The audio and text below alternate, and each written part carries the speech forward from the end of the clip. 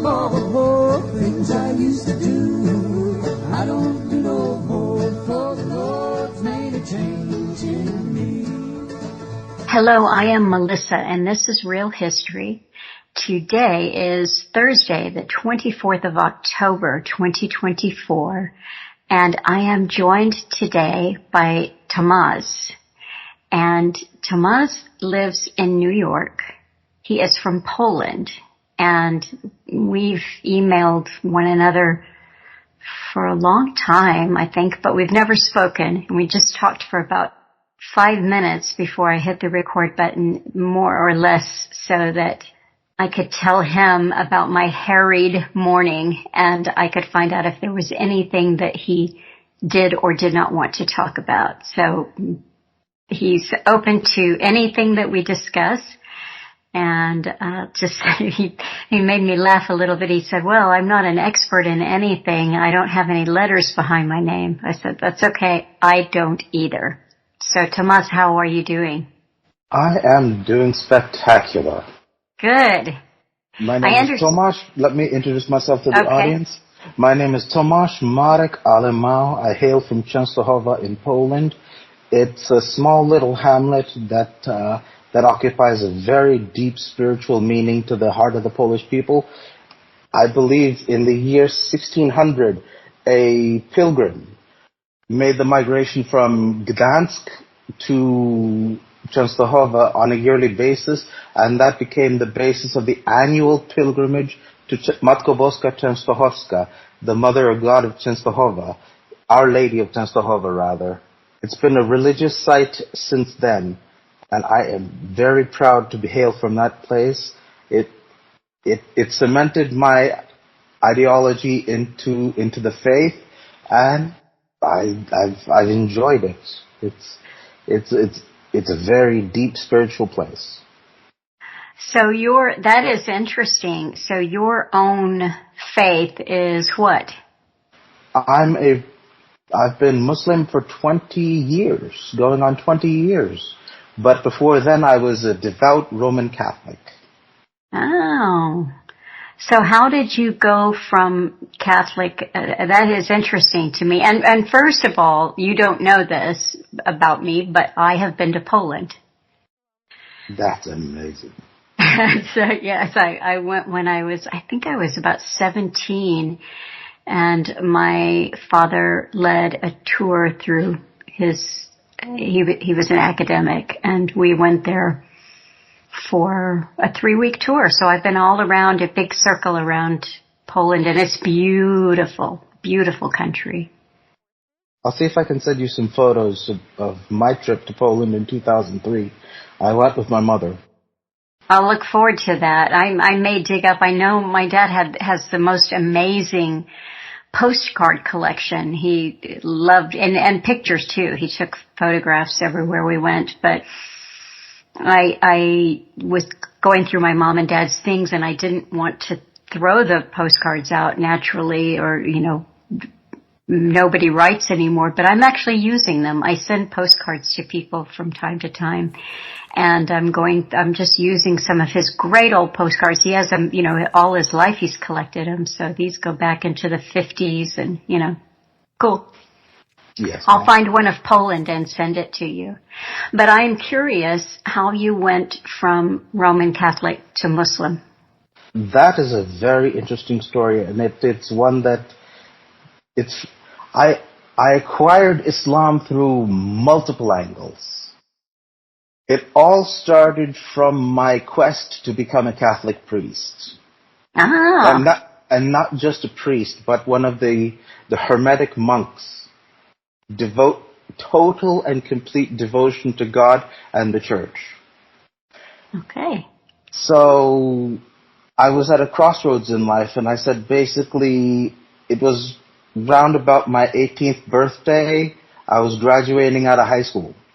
And I had my life story, going back to my life story, it's one of many twists and turns and many different avenues.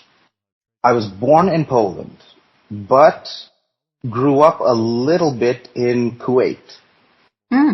in the Arabian Gulf states. How did your folks go from Poland to Kuwait? My father was working for, I believe, Rallies or Tata, in one of those companies in Kuwait, and he took our family. Our family moved there.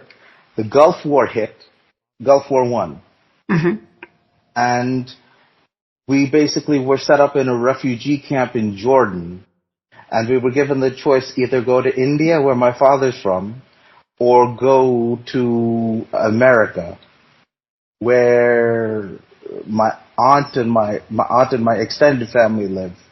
So I think my mother chose America. So after that, I grew up here in the States from about the age of 5 in 1991 until, well, I still live here. But anyways, I was 18 years old, and I was at that crossroads. I said, what do I want to do with the rest of my life? Do I want to go into, not academics, do I want to become, well, I was an engineering student, or a physics student, a science student, for the majority of, that was my peak interest. So I said, I really have a passion for the church. I would like to devote myself to public service and to the upkeep of the faith. But there was one lingering question. Is everything the church says the word of Jesus Christ himself? Can it all be traced to Jesus Christ himself? So I said, that's ultimately how I began to research, what does the Bible say? What did Jesus himself say? Are we supposed to take Jesus as God? Because in childhood there was a story. I went to the priest. My father brought me to the priest because I was having lingering doubts. And I said to the priest, why do we believe Jesus is God? He said, well, because he performed miracles. And that just didn't satisfy me, because I said, Moses performed miracles. He's part of the Red Sea, etc. So why don't we take Moses as God? And that too, one of the preliminary commandments was, thou shalt not make unto the Lord thy God a graven image. So I said, why are we praying to statues? Why are we praying to images? So those doubts, they lingered in my mind from childhood. And as I grew up and I compared different cultures, I was a connoisseur of culture. One of my favorite shows growing up was Globe Trekker. Globe Trekker is a show where they have different hosts and they basically sample the cultures of cities all around the world. And they did a special on Islam. And the host, Megan McCormick, she portrayed the Muslim culture. And I said, these people in the Middle East, they're wearing the same clothes that the figures of Jesus Christ are wearing. Mary is in hijab. Mary's in that headscarf thingy. So I'm like, are these people closer or to the original root message of God, or is the church? Long story short, or we can continue. Another avenue that I went down was, I saw a PBS documentary on, I think it was Suleiman the Magnificent of the Ottomans, the Ottoman Empire. Suleiman the Magnificent, when he completed the Suleymaniya Mosque in Istanbul, he said of the biblical prophet Solomon, this day, Solomon, I have outdone thee. So that piqued my curiosity even more. I said, why is this supposedly pagan heathen talking about a biblical prophet? So from those multiple angles, I began to study, research, compare, contrast different cultures. And ultimately, I was greatly influenced by the work of a Sheikh Ahmed Deedat. Deedat in the Muslim circle is one of the giants of comparative religion. He was the teacher of Dr. Zakir Naik. Dr. Zakir Naik is presently, I think, one of the most prolific voices in comparative religion and biblical studies. He can quote you chapter and verse what the Bible says. So I started to watch a channel called Peace TV on YouTube. And on Peace TV, it had all of Dr. Zakir Naik's talks, all of Ahmed Deedat's talks, and he was basically challenging in the 1970s or 1980s. He was challenging the giants of Christian preaching, men like Jimmy Swaggart. I'm not sure I'd call Jimmy Swaggart a giant of Christian teaching. He was a larger than life personality, that's for sure. Men like Jimmy Swaggart, Sharosh, and there was another fellow whose name escapes me. So everything and he was taking these people to school. Ahmed Deedat was taking these people to school, and he basically said, is this what the red letter Bible says? Is this what Jesus himself said? And from these multiple angles, I ultimately decided that the message of Islam is closer to pretty much anything on this planet to the original message of God. Not only that, I did my own independent research after converting. And I can give you the Hebrew Bible. The Hebrew Bible, I recently made a post about it on my Facebook page. The Hebrew Bible, where Muhammad is mentioned by name in the Song of Solomon, which brings us back to Solomon the Magnificent. There are two ultimate people in my life that impacted me and my psychology. Job, biblical prophet Job, and the biblical prophet Solomon. So I'll try to get it to you in Hebrew. It's going to be the Song of Solomon, I believe, 15:16. It's going to be, I'm right now doing an internet search, Song of Songs. Never mind, I'll get it later.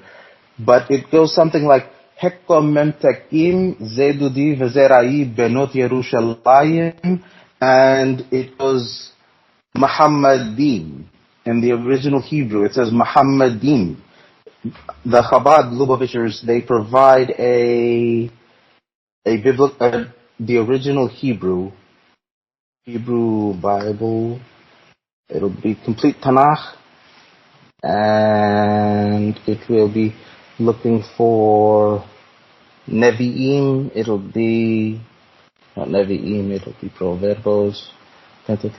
Never mind. And if you've seen the movie The Passion of the Christ, in The Passion of the Christ, there's a scene where he says in Aramaic, Radafali.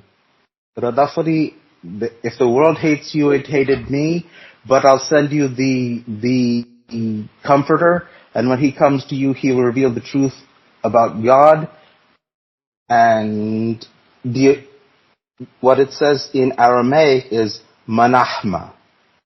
Manahma. And what the Quran says has Jesus saying is,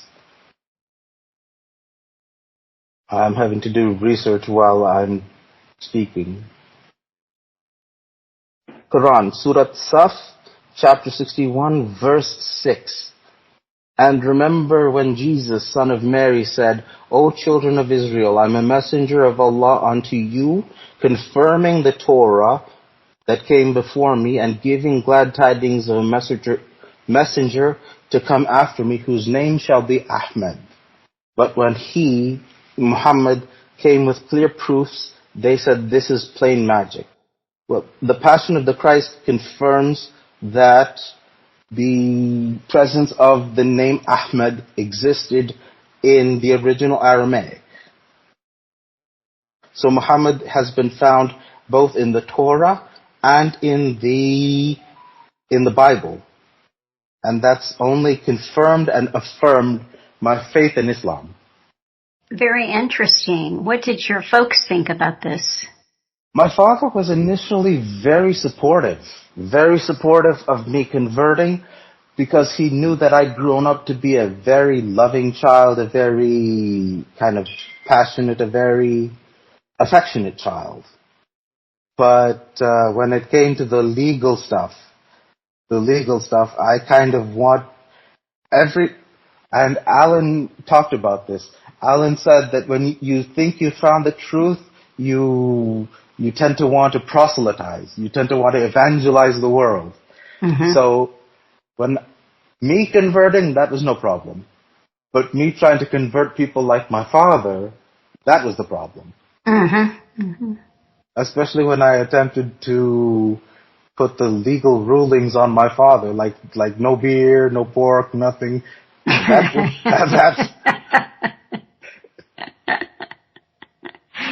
Okay, son, why don't you just keep that to yourself? Exactly. How about your mother? Mom, she was the most supportive woman on the entire planet. When she saw that I was making my prayers on hardwood floor, she bought me a carpet, a shag carpet, so that I could put my head on the carpet rather than the floor. Mm-hmm. That's one of the most fondest memories I have of my mother. She passed away? Yes, 2022. And your father? October the 1st, 2022. My father's still alive. Okay. That's good. Is he near you? Yeah, he's in New York. Okay, that's great. That's great. And you just moved into a new apartment, a month or two ago? Yes, I did. How do you like that? What neighborhood are you in? I'm in Hempstead. I'm near the bus station. It's very low. Everything is within arm's length. That's Long Island? Long Island, yeah. Okay. Well, this is interesting. I mean, I am very unorthodox in my thinking, heterodox, and I won't even enter into a discussion with you, because the less I say about my own heterodoxy, my own unorthodoxy, the better, I think. So. Yes. I've learned to be less dogmatic, and science was another great area where I came about through Islam. Like I said, I came through Islam through at least 1,000 points. Mm-hmm. It's like in science, no, I don't really think it's productive to bring in science, because it'll take too long. I used to debate with atheists about the existence of God on my Facebook page in 2010. And I think it's one of my opuses that I have an entire discussion with an atheist, going from every topic, genetics, evolution, everything. And I showed clearly how there must be a God, but not how that God must be unitary. Mm-hmm. And what do you mean by that? Well, it's relatively easy to prove that there is a God, but that requires logic and rational deduction. But after you prove that there is a God, it becomes decidedly more difficult and requires more data to prove that God must be unitary. One, soul. Only one. Only one. Okay. That's what I thought you meant. But... Yeah. Okay. I'm curious, it may take you too long, but why is that a difficult thing for you to prove logically? To prove that God is one, you need only look at yourself. To prove that God exists, the formula that I've used is look at yourself. Even Alan said, know thyself. So in knowing yourself, you can say, if you just open your mouth, can you produce a sound without volitional causation, without that sound being caused willfully? And the answer is, of course, no. Even in 1,000 experiments, if you just open your mouth, no sound will be produced unless you will for that sound to occur. So from that perspective, we've only proved that everything has to have had a volitional causation.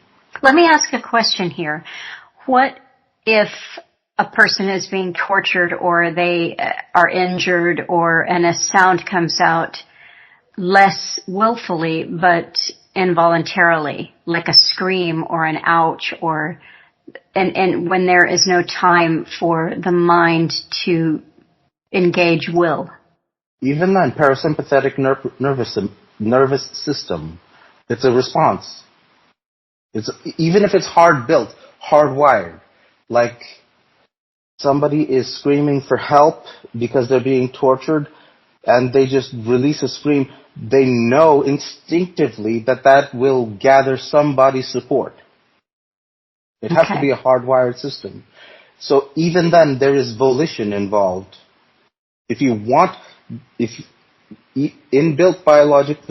biological mechanism, if you want the help and the support to stay alive, you're going to have to do something in the ecosystem to cause that support to be gathered. Okay. But speaking from a willful position, if you want to nourish yourself and you open a can of soda, it requires will for the message to go down from the brain to the nerves to ultimately to open that can of soda. So you can prove volitional causation. And that volitional causation leads you to the conclusion that there must have been in this mechanistic Rube Goldberg machine called the universe, that it too had a volitional causation. But to prove that God is unitary, that's decidedly more difficult, because you could say one God created gravity, another God created space-time, another God created light. That's decidedly more difficult. And I've devoted a great chunk of my theoretical time, thinking time rather, to hacking away at that problem. The only conclusion that I've reached is that it is the dichotomy of unlikes. Volitionally, in order to produce the sound, or in order to open the can, in order to do this, it has to come from a source that's unlike itself. And I've used mathematics to try and reason out the problem. If we have a data set of numbers, 0, 1, 2, 3, 4, and 5, and we close the set. In order for us to progress from 0 to 1 to 2 to 3 to 4 to 5, the programmer, and I do have a certificate in computer software engineering, in order to first program the initial value, it requires an outside source, a source that's unlike the media, unlike the medium being programmed. So we progress both. We start with the initial value and the rule by which it operates. Now, does that mean that you as the human programmer are a number? No, it does not. Can you be quantified? Yes. But does that mean that you are numerical? No, it does not. And that's been my challenge, to keep on deducing more and more proofs why the creator must be unlike his creation. But it doesn't help you with the unification. Not really. To prove unitary, this is where scripture is required. The Quran says if there were many gods, each god would attempt to lord his creation over the others, meaning that the creator of light would take away light in order to gain worshippers from the creator of gravity. And that's where scripture and logic, they come together, if that makes any sense. Yes, it does. How did you discover Alan's talks and when? Alan was I happened upon Alan. I grew up listening to a man named Art Bell at 2 o'clock in the morning. Yeah. Good old Art Bell. He was a great entertainer. I listened to everything. I was a Twilight Zone addict. I was Outer Limits addict. I watched so much sci-fi. And then I turned on to Art Bell. Art Bell brought a whole lot of stuff like UFOs and all that other stuff. And I was into a lot of that kind of subculture stuff. And I watched the movie A Scanner Darkly. And in A Scanner Darkly, Alex Jones was there on his bullhorn, shouting about whatever he was shouting about. And I'm like, this guy's talking a lot of stuff that makes a lot of sense, and I gotta investigate it. So I turned on to InfoWars, and what was his show was InfoWars? Prison Planet. PrisonPlanet.tv, InfoWars, and Alan was featured in, I believe, Follow the Republic or in Endgame. I never saw Endgame, but I know that Alan was featured in Follow the Republic, So in Follow the Republic, Alan, he was,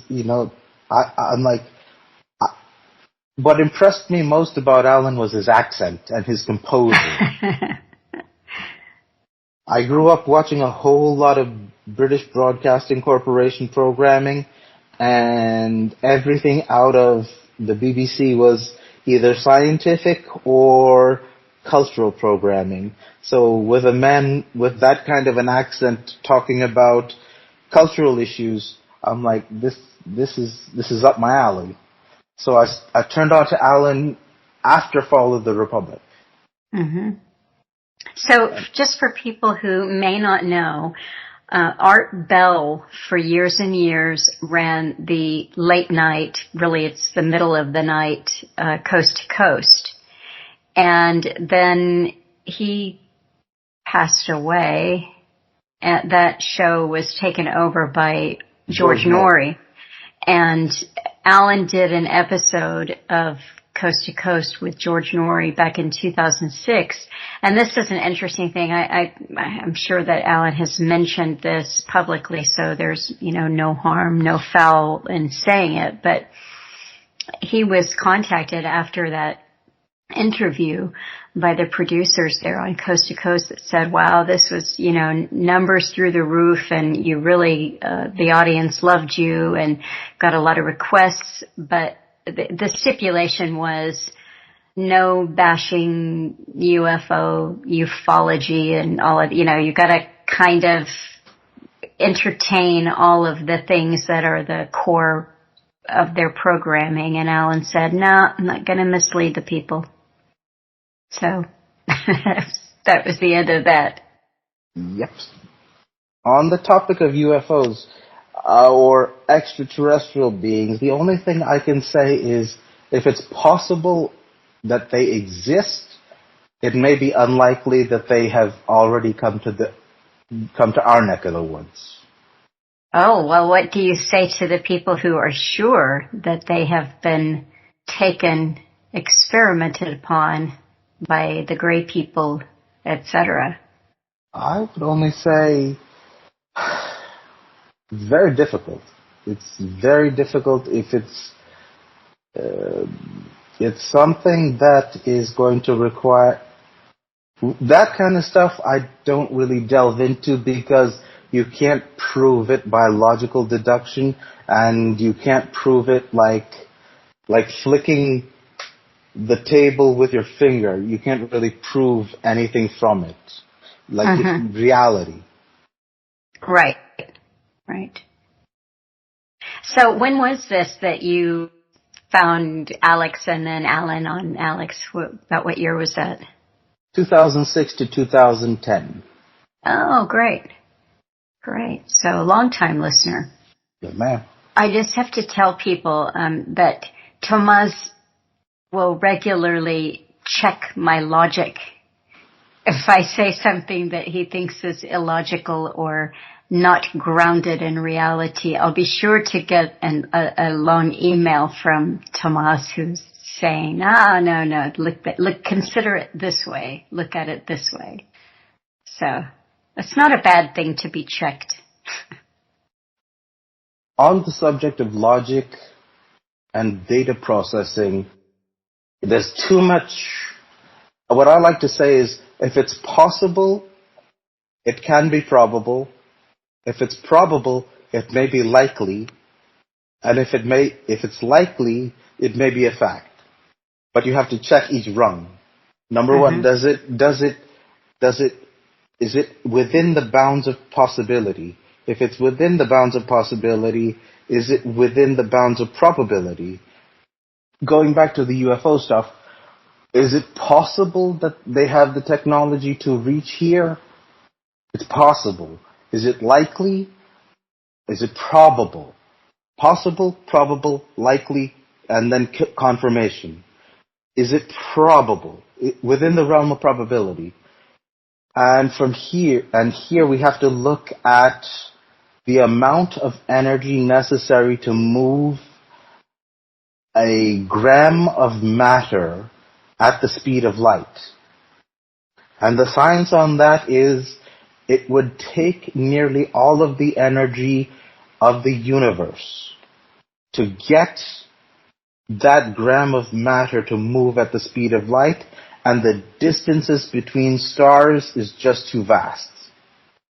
I haven't thought too much about this, but I'll depend on Alan here.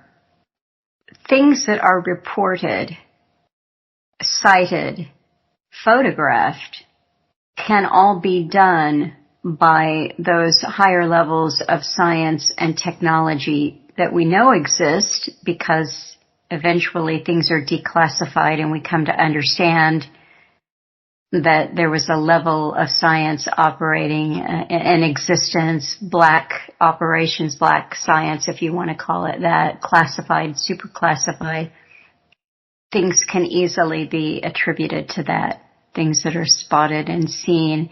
And I think Bill Cooper and the evolution of his understanding about this is a good place for people to go, who eventually said, yes, I was used. He had a military background. He talked about this for years as fact until he realized that he had been fed a lot of information from military and intelligence sources. So it's something to be aware of. Yeah, the fact check on that is to basically go back to rudimentary physics. How much energy would it take to move a gram of matter at the speed of light? And the calculation on that is it's astronomical. Interesting. That is interesting. So let me ask. Oh, go ahead. I recently had a conversation with a flat earther on my Facebook page. He attempted to state that since water always finds its level, the earth is flat. I attempted to show that this is an inconclusive method of deduction. I said, why water must always find its level? let us suppose that we have columns of water of identical height distributed throughout the area of the crater in Arizona.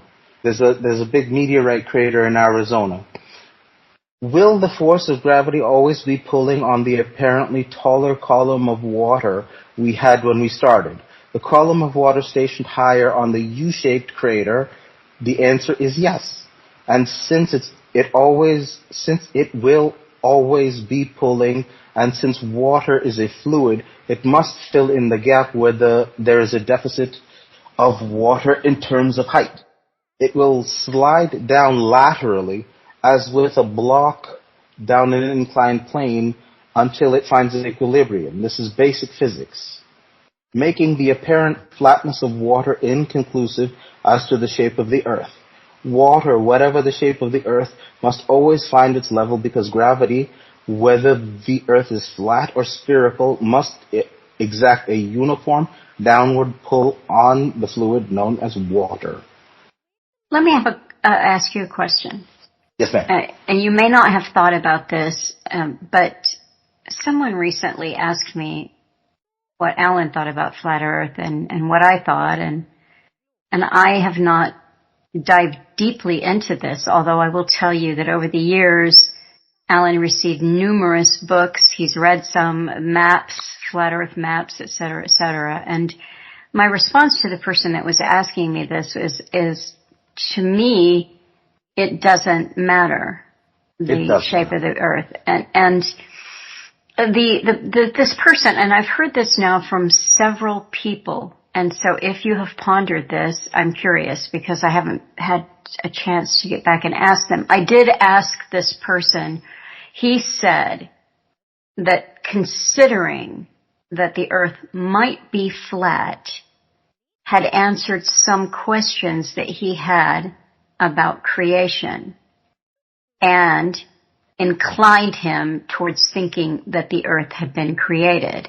And this is not the first time that I have heard this, but since I am not a student of spherical versus flat, all I could do was ask him why the shape of the earth, flat versus spherical, contributed to his deepening belief that in creation. Do you have any thoughts on that? The shape of the earth does not matter in terms of whether we were created or not. The method for deduction about whether we were created, it stems from, again, that volitional causation. Whatever the nature of the mechanism, the fact that it's a mechanism requires a mechanic. So shape, if it can answer, let me put it this way. In terms of the whole conspiracy realm culture, they can't be telling us 100% lies. They have to admit the truth every now and then. Now, if the earth were flat, how would we be able to send up satellites? Well, the response to that is that we don't. How would we be able to navigate? And here too I have an answer with regards to somebody I was conversing with. Airplane trajectories. If you look on a flat map, they form arcs instead of straight lines. Now the question is, why would airline companies spend all that money on extra fuel, to burn extra fuel, if they can just go from point A to point B? That indicates that the earth is in fact spherical. But in terms of creation, so long as you can prove that we're living in a mechanism, the mechanism requires a mechanic. Okay.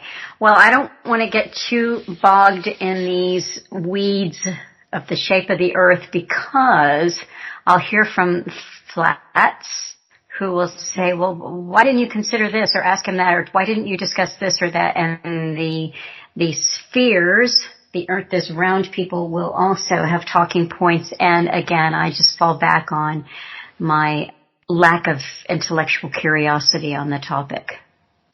Yes, ma'am. So it's as simple as that. There's no decisive, there's no verdict there. It's not a game that I've been interested in play. No verdict, no judgment whatsoever on anyone who thinks or has concluded something about this. I do have another question though. Sure. Because I'm sure that you have pondered this.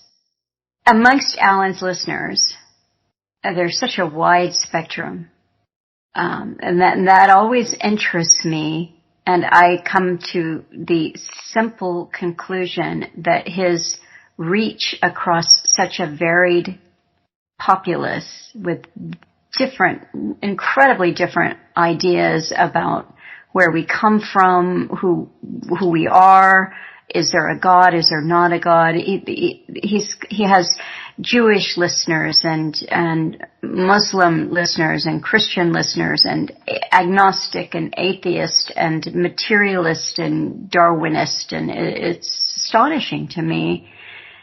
And I can only conclude that Alan spoke truth, and truth is a universal, and it doesn't really matter where you are in your understanding or your belief. There are ultimate truths, and Alan spoke on a lot of those. But it's fascinating to me. But still, for the listeners who have concluded that there is no God and that there is nothing that happens to humans after death, and that religions are the cause of most of the strife on the face of the earth, how do you respond to that? Because the religious wars are a fact.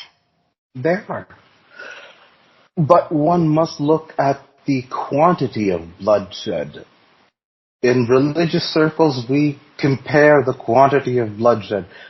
For how many did Stalin kill, for example? How many did Mao kill, for example, in order to exterminate religion?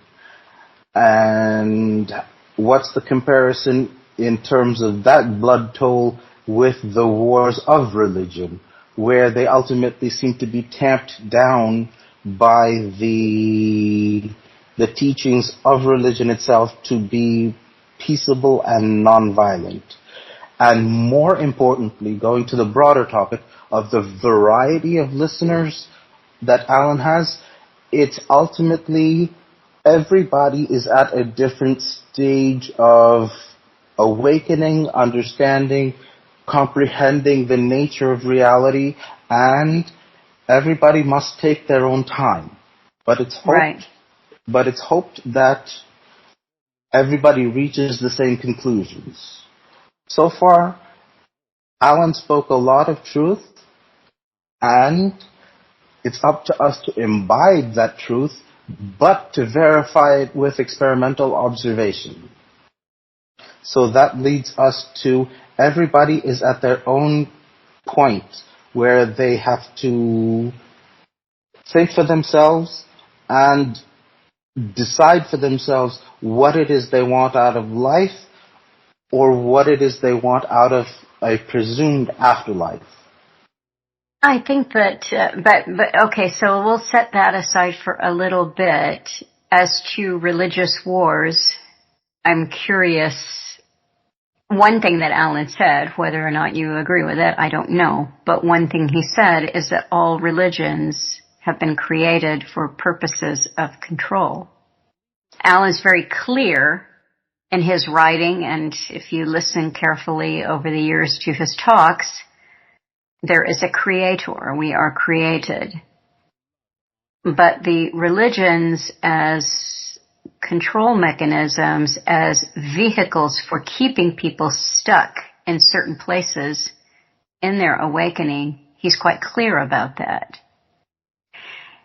And I have said this repeatedly because in essence, I agree with what you're saying. We are all at a different place in our journey and our awakening, and we have only the material, really, ultimately, of our experiences and how we can process those experiences and have them make meaning for us that propels us from one stage to the next.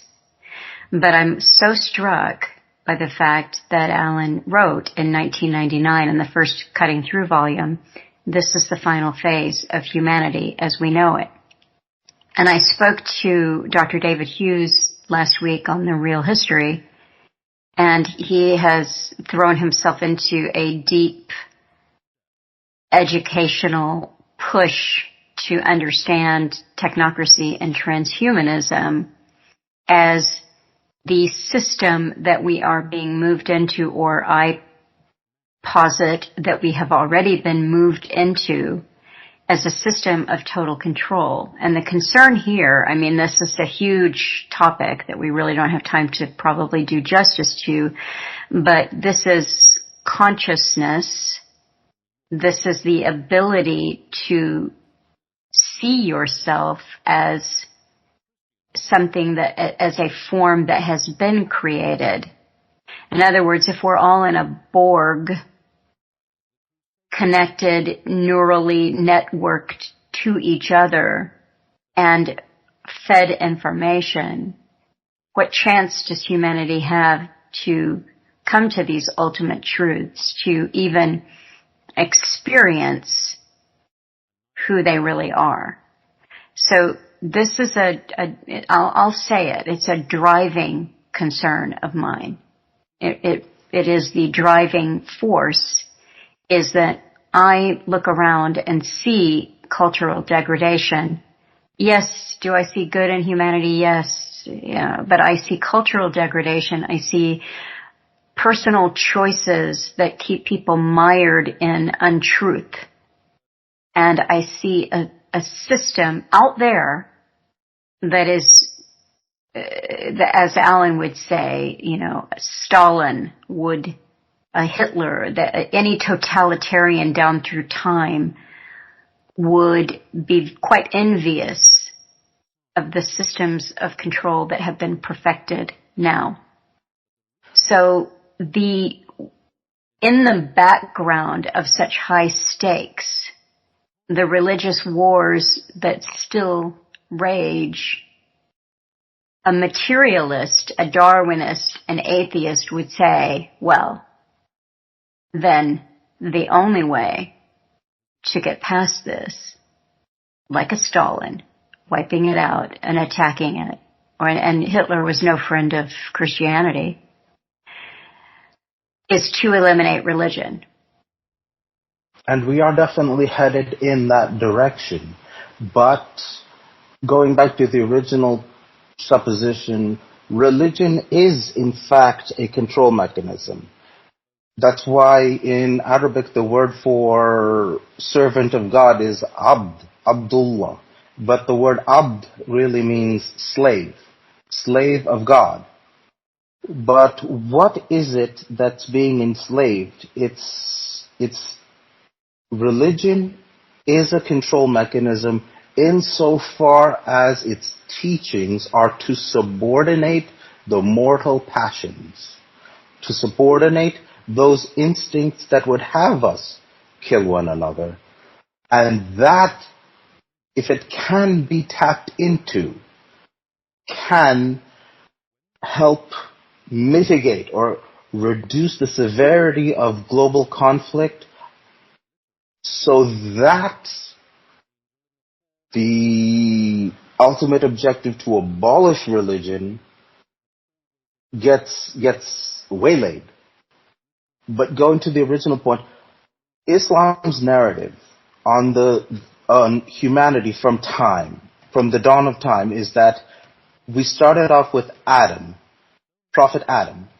Then we go from Adam to his descendants. And each time the descendants erred, not each time the descendants fell into error, a new prophet would come up.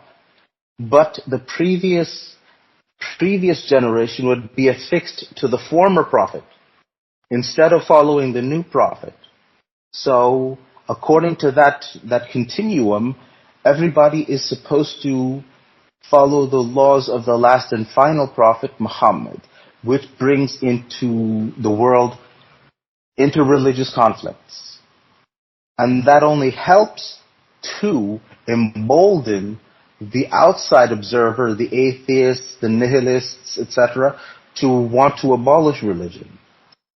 The only solution to that is for there to be diplomacy amongst the religions such that we don't allow for any outside forces to attempt to remove religion's primacy from the world, because ultimately the nature of religion is to subordinate those mortal passions that would have us despoil one another. I just don't think that's possible, Tomasz.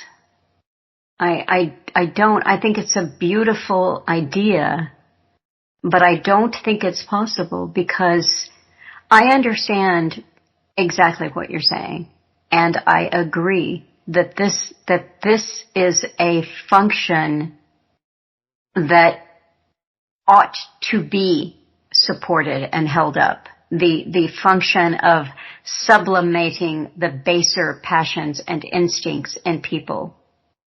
And that in a better world or a better place, religion could serve that function. And I think this is something I know that Alan, I think even longtime listeners who've been through his body of work a few times, starting beginning to end, they see differences, or I don't want to call it a progression or an evolution in the way that he spoke about religion. But I know that Alan felt, as you just described, it had for thousands of years performed that very function, and it had performed it pretty well, because people seem to need some external controls to keep their baser passions in line, and religion has served that very well. But I fear that we've moved past that point. The second problem that I have with that is that you then rely on your priests and holy men, your rabbis, your imams, to hold this together. And what you're looking at, no matter what their ideals are, is men. And men, no matter how holy they are subject to those same base instincts and passions that they would try to sublimate in others. As Alan was liked to remind me of from time to time, in quoting Jesus, call no man good. Because, so you see what I'm saying? I can understand. Imperfect and flawed. Yes. Yeah. To err is human, etc. But didn't Thomas Jefferson say the tree of liberty must be watered occasionally with the blood of martyrs? Ultimately, that is the control. Just as we would be controlled by the imams, the priests, everybody, there has to be a mechanism to control them by us. That goes to physics. For every action, there must be an equal and opposite reaction. If the imams would have us controlled, they cannot grow fat in the belly, and they cannot live in luxurious mansions, for example. They have to exemplify the character traits portrayed by the prophets themselves, who are simple, humble, very, very down to earth. Tomasz, do you mind, is it okay if I read a little bit of an email that you sent me? I just pulled it up just now from back in July. Sure. This is Individuation versus the Mass Man.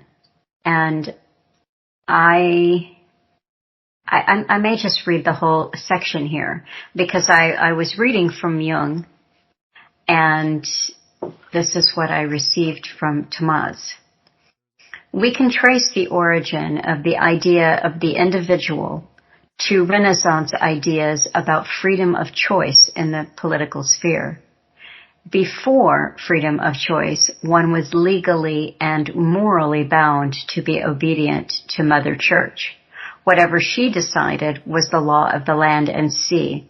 Then came in the corruption that seeps into every system, the reliance on indulgences to fill church coffers. The church became its own filthy rich estate. So a man named Martin Luther decided to challenge church corruption and reinterpret scripture along the way. This caused a quarrel within the church and led to conflicts that arise from sectarianism and schisma. Out of this cauldron of conflict known as the 30 Years' War arose an idea that the individual must have the right to choose their own ecclesiastical affiliation. Not all at once, but gradually. The idea, though, remained that the individual had the right to weigh out Scripture for himself and decide which church he wanted to be affiliated with. The individual must necessarily then be subsumed in the mass of his choosing. Individuation as a tool. This is where the Western world went afoul. They thought the means was the end and made an idol of their own right to choose. Rather than using the mechanism of individuation to arrive at the absolute truth, they used it as a means to make choices based on desire, protesting any confinement on them by the consequences of their own choices, wasting the gift of freedom of choice in the process. Conclusion that you've arrived at. Conclusion. The gift of individuation exists as a means for a man to temporarily divorce himself from the world and its people and to look at them all critically. The individual then has the right to carry out experiments on nature. And I am not sure what you mean by the acronym FAFO, F-A-F-O. That's a little bit derogatory. Okay. The people who know, they know what it means. Okay. All right. So then, and to be educated as to the reality of the ecosystem. Then comes the necessity to be bound to that reality. It does not mean that the social group one chooses to adhere to limits your right to question decisions made of the group, but to be bound to a group consciousness nevertheless. What will be said in passing is that the hunting method of the lion is most illustrative of the method by which forces unseen, jinn, for those religiously inclined, jinn is the Muslim, that's the Arabic demon force. Okay, so use the technique of individuation in order to predate or be predators upon the man who chooses this path to analyze his surroundings. The method by which this occurs is through preferment, but preferment based on what criteria?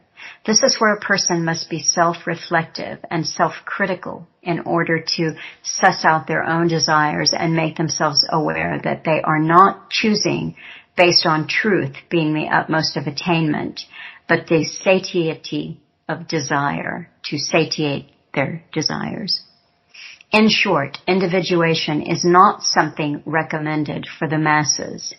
There is too much danger of lust and desire becoming the ruling principles, but only for that self-critical individual who must master his own lusts and desires before searching out to weigh and balance facts to determine absolute truth.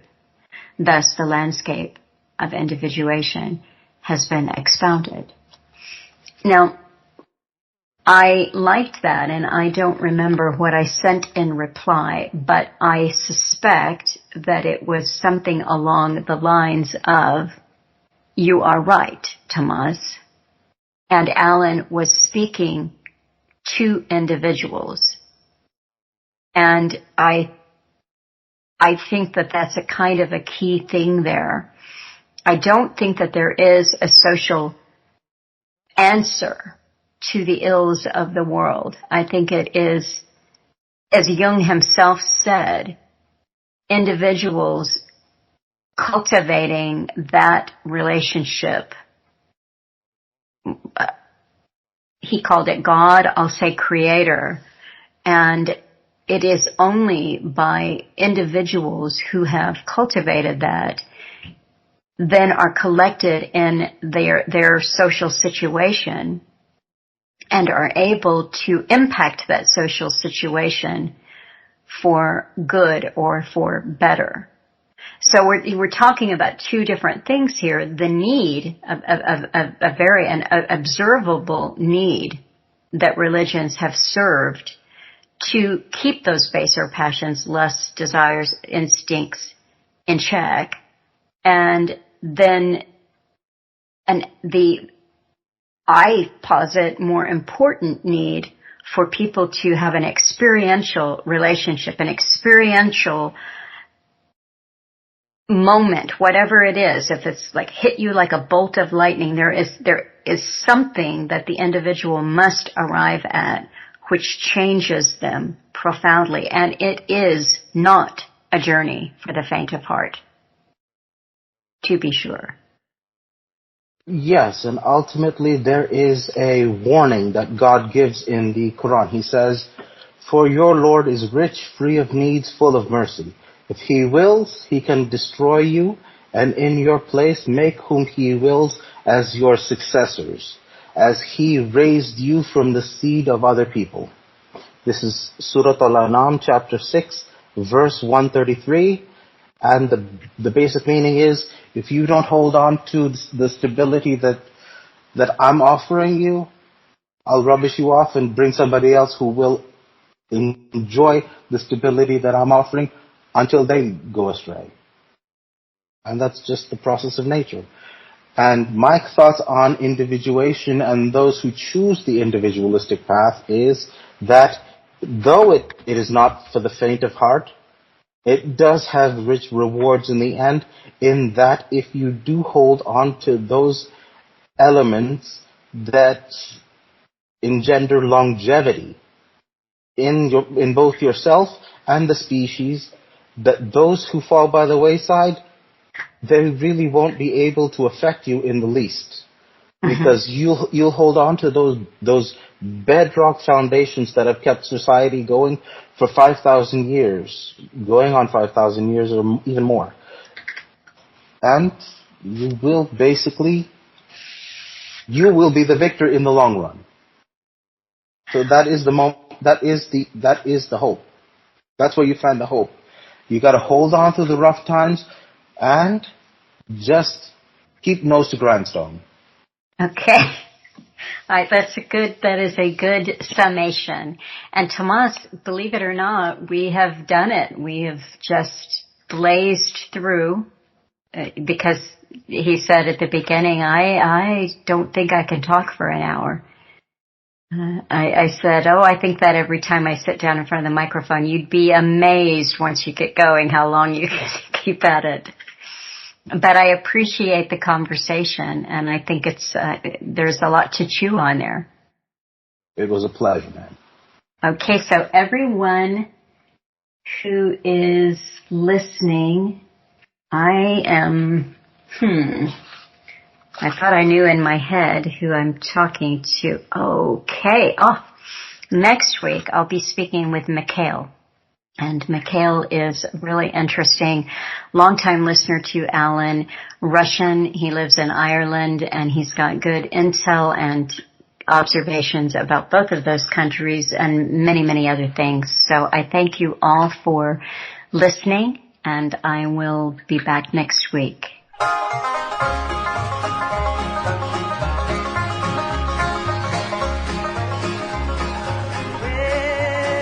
I've got something that the world didn't give me, and the world cannot take it away.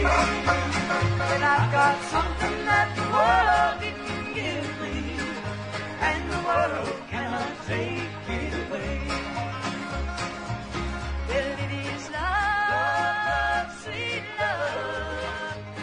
was sent to me from my Father up above. It is love.